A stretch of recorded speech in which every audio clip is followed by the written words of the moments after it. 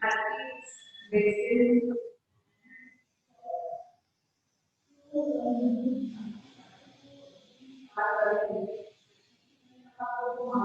जी, 9th class हम कर रहे थे। हमने किया था उत्प्रेक्षा अलंकार। उत्प्रेक्षा अलंकार आप सबको समझ आ गया? कल मैंने आपको समझाया था उत्प्रेक्षा अलंकार, सब बच्चों को समझ आ गया अच्छे से? उत्प्रेक्षा अलंकार क्या होता है, सबको समझ आया? बोलिए, उत्प्रेक्षा अलंकार सबको समझ आ गया? बोलो बेटे। हाँ जी, यस। उत्प्रेक्षा अलंकार आपको समझ आया? मुझे बताइए, नैना, काजल, दया। यस मैम, आ गया। दिवांशी, समझ आया आपको? Yes ma'am. हाँ जी। उत्प्रेक्षा अलंकार में पहचान क्या है, बताइए नैना, उत्प्रेक्षा अलंकार की क्या पहचान है? क्या बताया था मैंने, उत्प्रेक्षा में क्या लगा होता है? मैम उसमें लगा होता है मानो, जानो, जनू, मनु और भी बहुत सारे लगे होते हैं मैम। मान लिया जाता है उसमें, ठीक है, संभावना पाई जाती है। हाँ जी, मोहित क्या क्या लगा होता है उत्प्रेक्षा में? मोहित बताइए बेटे, क्या क्या लगा होता है उत्प्रेक्षा अलंकार में? बोलिए मोहित, बोलो बेटे, क्या लगा होता है?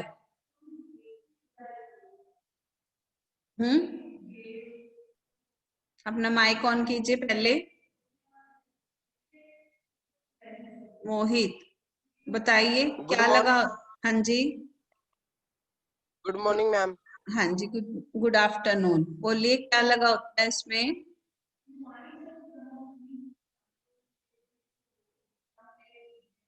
काजल क्या लगा होता है उत्प्रेक्षा में?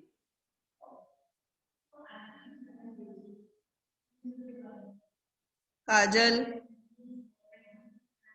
उत्प्रेक्षा अलंकार में क्या लगा होता है, क्या पहचान होती है उत्प्रेक्षा की?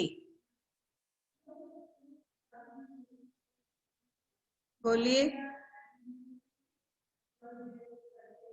बोलो बेटे। प्रतीक सैनी, आप बताइए क्या लगा होता है? बोलो प्रतीक सैनी।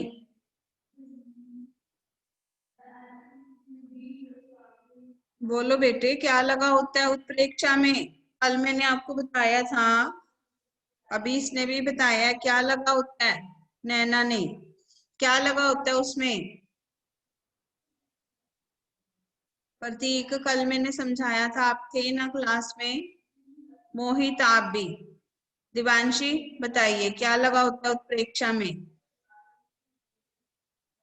मैम उत्प्रेक्षा में लगा होता है मानो, जानो, जनू, मनु, ठीक है, हाँ जी। बानो।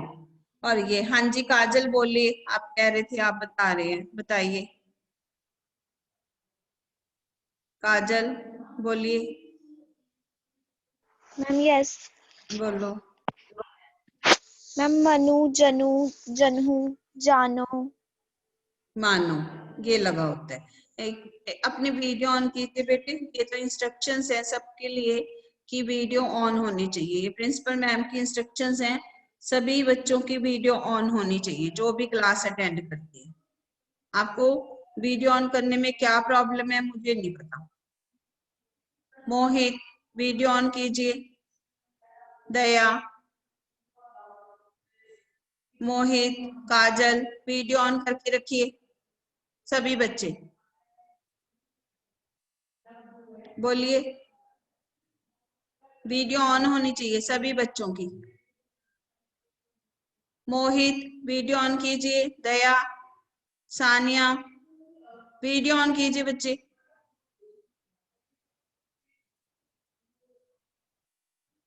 मोहित आपको नहीं सुनाई दिया?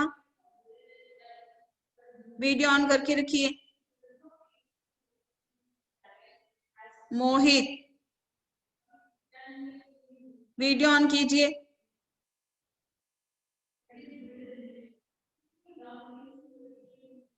प्रतीक, आपको मैंने कल समझाया था कि उत्प्रेक्षा में मनु, मानो, जनु, जानो आदि शब्दों के द्वारा उपमेय को उपमान मान लिया जाता है। क्या किया जाता है? उपमेय को उपमान मान लिया जाता है। ठीक है, सबके वीडियो ऑन रहनी चाहिए। मोहित, आपको क्या प्रॉब्लम है बेटे? हैं? आप वीडियो ऑन क्यों नहीं करते मोहित? और आंसर भी नहीं करते, सुनते नहीं हो क्या ध्यान से? क्या लगा होता है उत्प्रेक्षा में? बोलिए, उत्प्रेक्षा में क्या लगा होता है? बोलो। 9th क्लास, आपके भी पेपर होने हैं, तो आपको भी हर चीज पता होनी चाहिए। बोलिए, क्या होता है?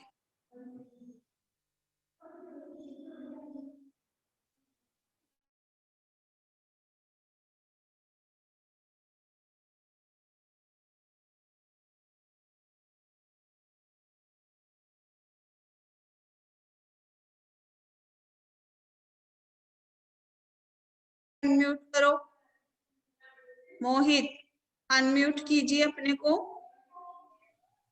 आप बोलिए, क्या लगा होता है उत्प्रेक्षा अलंकार में? मानो, जनु, जानो, मनु, मानो, ठीक है, मनहु। इसमें जहां उपमेय में उपमान की संभावना पाई जाती है वहां उत्प्रेक्षा अलंकार होता है। जहां उपमेय में उपमान की संभावना पाई जाए वहां पे क्या होता है? उत्प्रेक्षा अलंकार होता है। तो मैंने आपको बताया था कि सिर फट गया मानो उसका, सिर फट गया उसका वही मानो अरुण रंग का घड़ा। मतलब कि उसका सिर फट गया जैसे कि लाल रंग का घड़ा हो। ठीक है, तो सिर फट गया उसका मानो अरुण रंग का घड़ा, इसमें मान लिया गया है, ऐसा उपमेय में उपमान की संभावना पाई गई है। ठीक है, उपमेय में उपमान को मान लिया गया है। दूसरा मैंने आपको कराया था सोहत ओढ़े पीठ पट, सोहत ओढ़े पीत पट। ठीक है, सोहत ओढ़े पीत पट, श्याम सलोनो गात, मनो नीलमणि सैल पर आतो पर्यो प्रभात। इसका मतलब क्या था कि जो श्री कृष्ण हैं उन्होंने क्या कर रखा है? सोहत ओढ़े, उन्होंने पीले रंग के वस्त्र पहन रखे हैं, श्याम रंग का उनका शरीर है। ठीक है, श्याम वर्ण का उनका शरीर है, पीले रंग के उन्होंने वस्त्र पहने हुए हैं। मानो नील मणि सैल पर, मानो नील मणि पर्वत पर जैसे सुबह हो गई है, मानो नील मणि पर्वत पर जैसे सुबह हो गई है, ऐसा मान लिया गया है। तो उपमेय को उपमान मान लिया जाता है।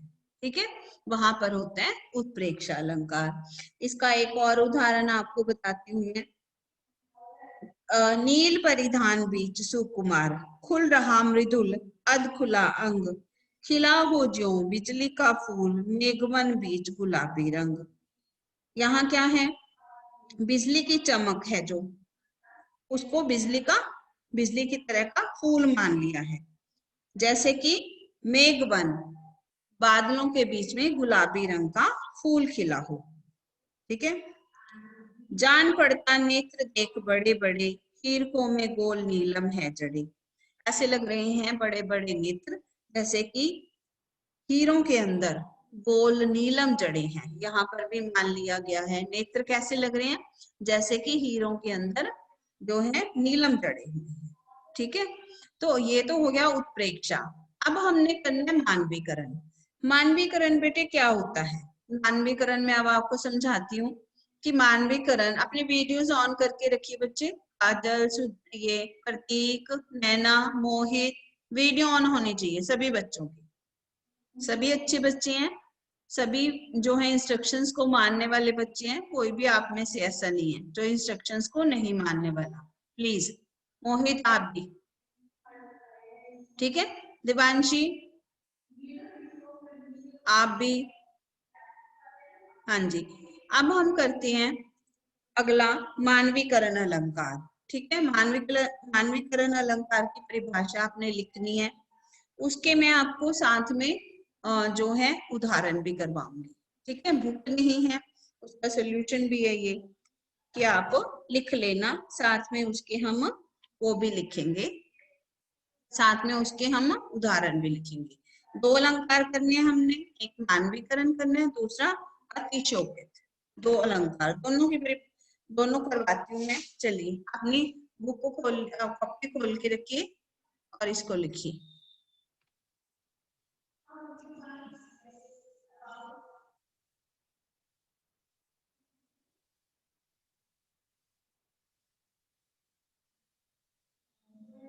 पहला है मानवीकरण अलंकार। क्या होता है मानवीकरण?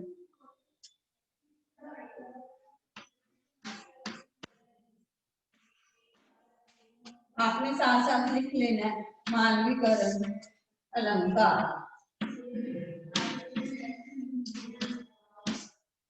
मानवीकरण अलंकार, इसका है लक्षण। लक्षण जहाँ जड़ प्रकृति पर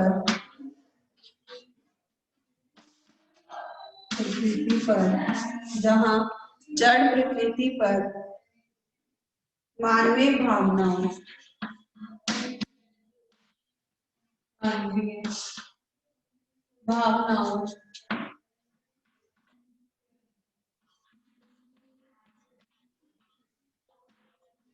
मानवीय भावनाओं तथा क्रियाओं का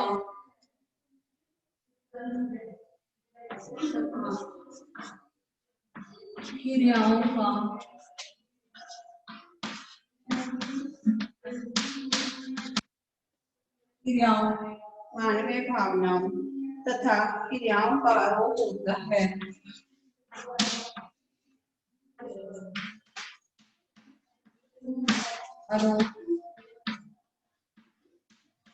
जहाँ मानवीय भावनाओं जहाँ जड़ प्रकृति पर मानवीय भावनाओं तथा क्रियाओं का आरोप होता है, वहाँ मानवीकरण अलंकार होता है। वीडियो ऑन रखिए बच्चे सभी। दिवांशी, प्रतीक, वहाँ मानवीकरण अलंकार होता है। अलंकार होता है जैसे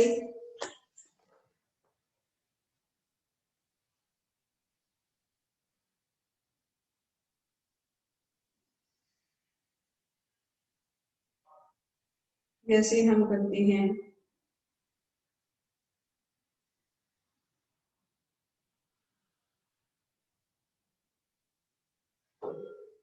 उदाहरण देखते हैं। इसका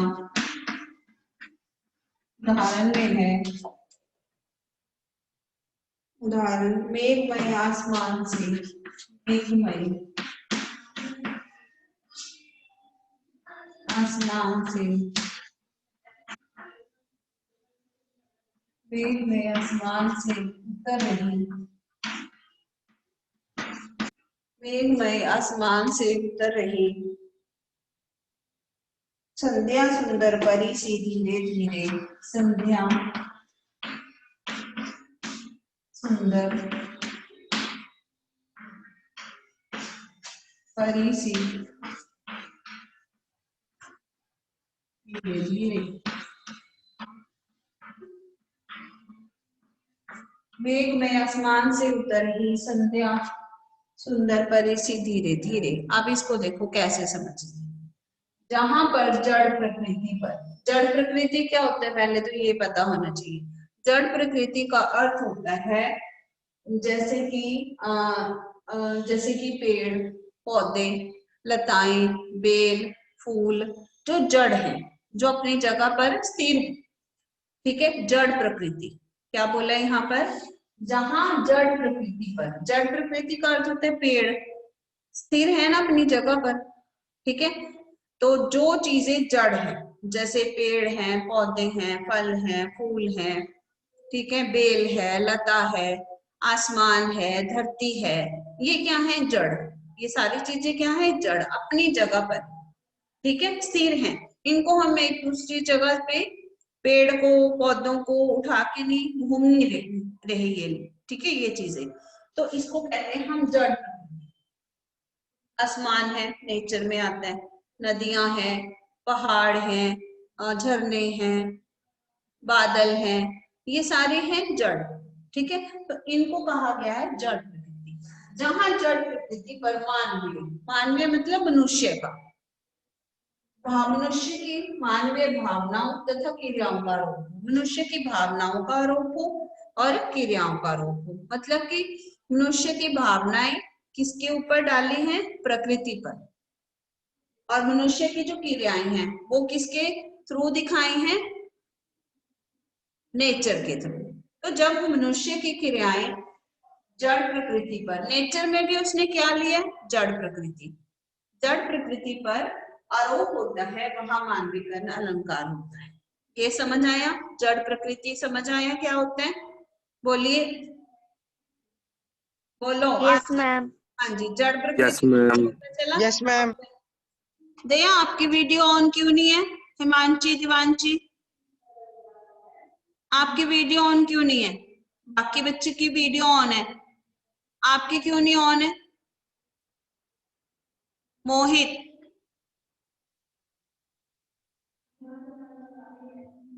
हाँ जी।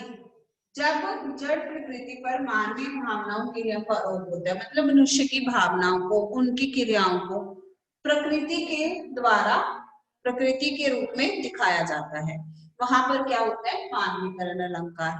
अब इसको कैसे समझना है? देखो, अब इसका उदाहरण देखते हैं। मेघमय आसमान से उतर रही संध्या सुंदर परी सी धीरे धीरे। मेघमय, बादलों वाले आसमान से उतर रही है संध्या सुंदर परी। संध्या है जो, क्या हो गया? शाम। किसकी तरह उतर रही है? परी की तरह। तो संध्या को किसका रूप दिया है? परी का। ठीक है, संध्या क्या हो गया? जड़ प्रकृति हो गया। ठीक है, शाम। तो मेघ भरे आसमान से उतर रही, बादलों भरे आसमान से उतर रही है संध्या सुंदर परी सी। को किसका रूप दे दिया? संध्या को क्या क्या रूप दिया है? सुंदर परी का। जब संध्या को सुंदर परी का रूप दिया है तो संध्या क्या हो गया? जड़ प्रकृति, और उसके ऊपर किसका आरोप कर दिया? परी का। तो यहाँ पर कौन सा अलंकार बन गया फिर? मानवीकरण। समझ आई? बोलिए नैना, समझ आई बेटी आप? यस। प्रतीक, नैना बोलिए, काजल, मोहित बोलिए, समझ आया ये चीज? आंसर तो बताओ। Yes ma'am. Yes ma'am. हाँ, आपको समझ आया? मोहित,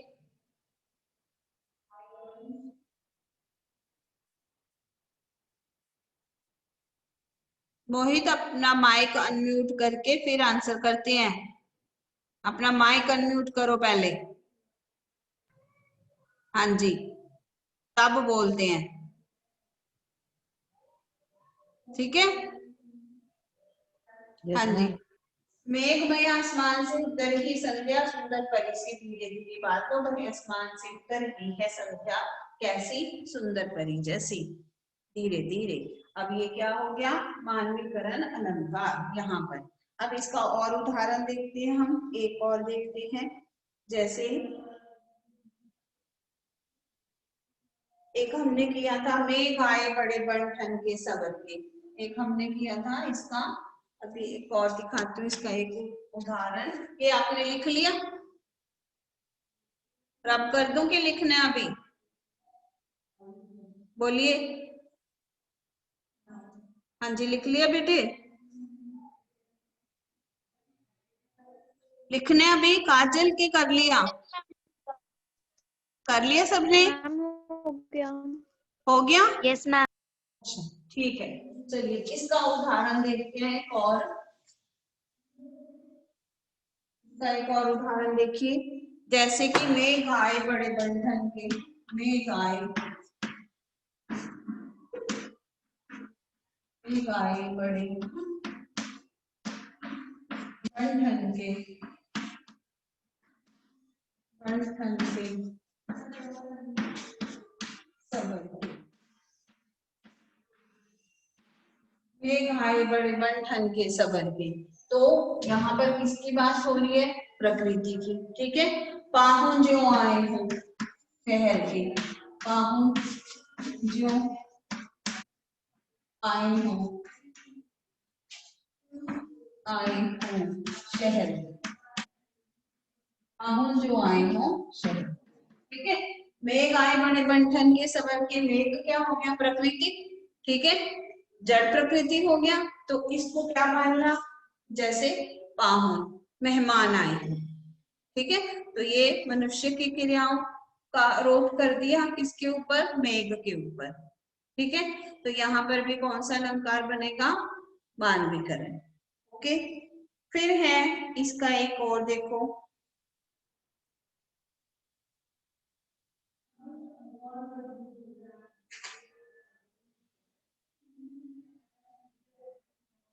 एक और देखते हैं इसका उदाहरण।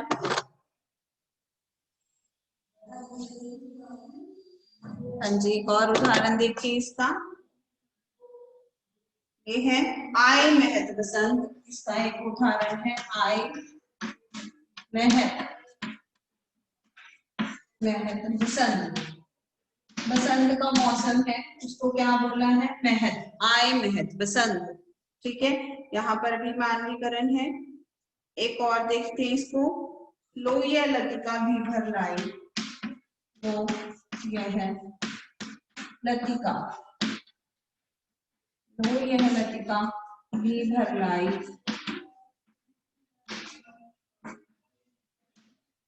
लोहिया लतिका भी भर लाई,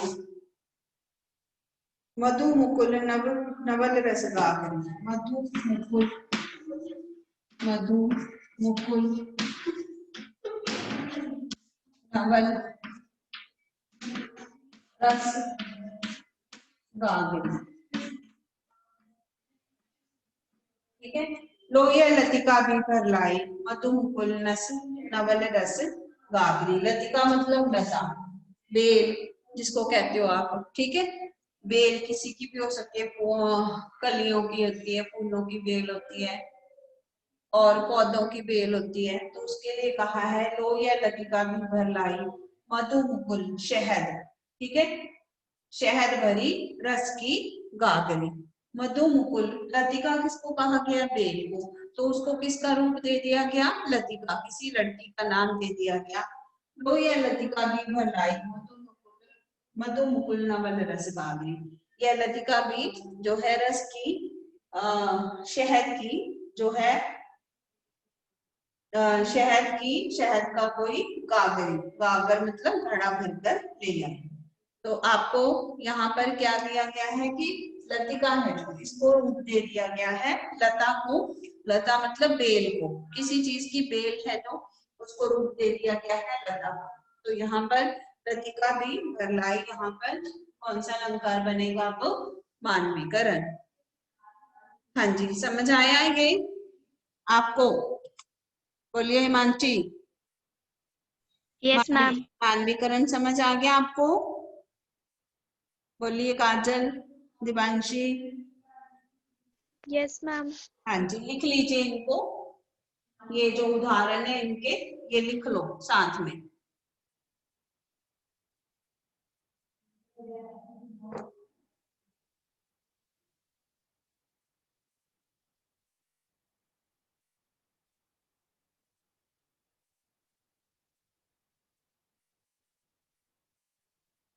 पंजीकरण हो गया? बोलिए। Yes ma'am. चलिए अगला करते हैं हम एक अतिशयोक्ति। अगला अलंकार है अतिशोभित। अतिशोभित क्या होता है? अतिशोभित होता है जिसमें कि इसके नाम में ही लिखा है अतिशोभित। अति मतलब बहुत ज्यादा, शोभित मतलब बढ़ा चढ़ाकर कहना, बात को बहुत बढ़ा चढ़ाकर कहना, इसे कहते हैं अतिशोभित। अतिशोभित, अतिशोभित इसकी अतिशोभित अलंकार। इसमें है अतिशोभित अलंकार। इसमें क्या होता है कि बात को बहुत बढ़ा चढ़ाकर कहा जाता है। अति का अर्थ होता है जब किसी वस्तु को, जहां किसी वस्तु या विषय को बढ़ा चढ़ाकर वर्णन किया जाए। अतिशोक्ति अतिशय प्लस उक्ति से बना है। इसका अर्थ है उक्ति होता है कथन, अति होता है बहुत ज्यादा। ठीक है, तो बहुत ज्यादा कहना, इसका मतलब हुआ बढ़ा चढ़ाकर कहना किसी बात के बारे में। इसका लक्षण क्या है? इसका लक्षण है जब किसी वस्तु या विषय को बढ़ा चढ़ाकर वर्णन किया जाए। अति होता है बहुत अधिक, अति का मतलब है अति प्लस उक्ति। अति होता है बहुत बढ़ाना, बहुत ज्यादा। कथन प्लस कथन, बढ़ा चढ़ाकर कही गई बात है अतिशोभित। ठीक है, तो अतिशोभित का लक्षण होता है जब किसी वस्तु या किसको, जब किसी वस्तु को बहुत बढ़ा चढ़ाकर कहा जाए। ठीक है, जब किसी वस्तु को बहुत बढ़ा चढ़ाकर वर्णन किया जाए, लोक मर्यादा का उल्लंघन हो जाए। लोक मर्यादा मतलब कि जो नॉर्मल बात है, आम बातचीत जो हम सुनते हैं, उसके बारे में बहुत ज्यादा की क्या कहा जाए, बहुत ज्यादा बात को बढ़ा चढ़ाकर वर्णन किया जाए, तो वहां पर हम कहते हैं कौन सा अलंकार है? अतिशोकित। अतिशोकित में होता है अतिशय प्लस उक्ति। अतिशय का अर्थ होता है बहुत अधिक, और उक्ति का अर्थ होता है कहना, बहुत अधिक मात्रा में कहना, अर्थात बढ़ा चढ़ाकर कहना। अतिशोकित का अर्थ है बात को बहुत बढ़ा चढ़ाकर कहना। जहां किसी वस्तु या विषय को इतना बढ़ा चढ़ाकर वर्णन किया जाता है कि लोक मर्यादा का उल्लंघन हो जाता है, वहां पर अतिशोकित अलंकार होता है। वहां पर कौन सा अलंकार होता है? अतिशोकित अलंकार। ठीक है, अब अगला अलंकार, इसके उदाहरण भी हम पढ़ेंगे। जैसे कि हनुमान की पूंछ में लग ना पाई आग, लंका शीघ्र जल गई, गए निशाचर भाग। कि हनुमान की पूंछ में आग तो लग नहीं पाई, उल्टा क्या हो गया? पूरी लंका जल गई। और उदाहरण में हनुमान की पूंछ में आग लगाते ही लंका का जल जाना और राक्षसों का भाग जाना, बातों को बहुत बढ़ा चढ़ाकर कहा गया है, इसलिए यहाँ पर अतिशोक्ति अलंकार है। हनुमान की पूंछ को लग ना पाई आग, लंका शीघ्र जल गई, गए निशाचर भाग। ठीक है, पूरी लंका जल गई और सारे जितने भी निशाचर मतलब राक्षस थे वो सब भाग गए। ठीक है, इसके उदाहरण हम जो है कल की क्लास में करेंगे, और इसकी परिभाषा भी लिखवा दूंगी मैं आपको, लक्षण भी और इसके उदाहरण भी। आपको प्रश्न कई तरह से आ जाएगा, जैसे कि अलंकार पहचानो। ठीक है, ये कौन सा अलंकार है? अलंकार कहते किसे हैं? शब्द अलंकार क्या होता है? अर्थ अलंकार क्या होता है? उपमेय किसे कहते हैं? उपमान किसे कहते हैं? रूपक अलंकार क्या होता है? अलंकार पहचान कर उसका भेद लिखो। इस तरह से आपको प्रश्न आएंगे। ठीक है, तो आपने जो है सारे प्रश्न उत्तर आपकी कॉपी में होने चाहिए। ठीक है, प्रश्न आप किसी भी तरह से पूछा जाएगा आपसे। ओके, चलिए जी, कल करेंगे बाकी। Good afternoon.